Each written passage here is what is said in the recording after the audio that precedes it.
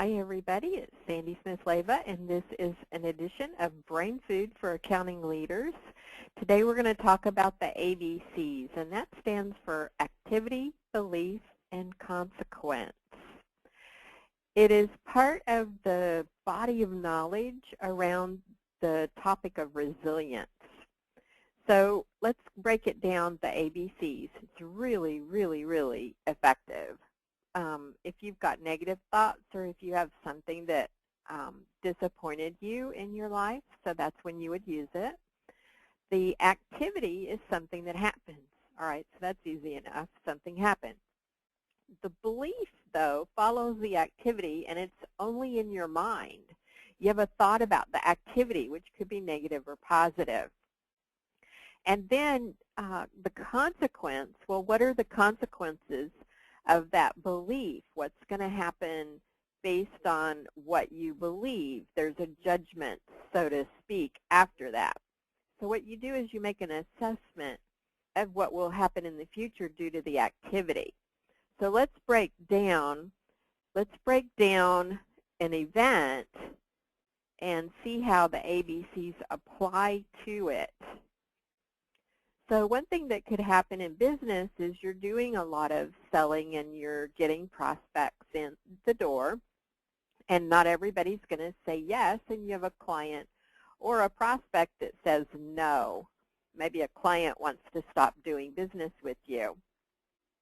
You can have a belief around that. The thing that jumps into a lot of people's head is something similar to, uh-oh, I'm not good enough for that client, or I didn't please that client, or I can't meet the needs of that client. And then a consequence, your brain can jump to, oh no, I'll never get another client again. I'm not good at selling. I can't do this. I can't have my own business. I'm going to have to go get a real job. I'm going to starve, you know. So you can end up having all sorts of horrible cascades of thoughts around this simple activity.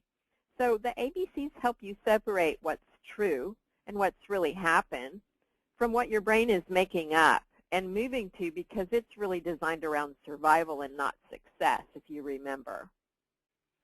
So if you go through, you know, life or, you know, evaluating activities that happen to you on autopilot, your brain is going to end up making it negative because it's all about survival for your brain.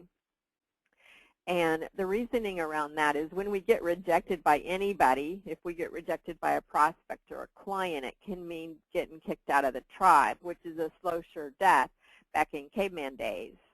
But caveman survival doesn't really apply anymore, even though our brain is still wired that way. So what we can do is we can be more intentional and conscious about assessing or thinking about an event.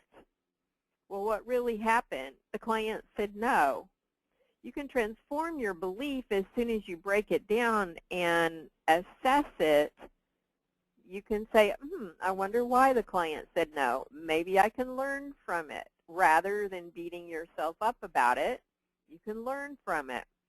So the consequence becomes, how can I improve for next time, rather than trashing, you know, your whole ability to maintain your own business, right? So this is much more powerful, is when something happened and you're thinking about it and maybe you're even ruminating or you're jumping to conclusions or that kind of thing.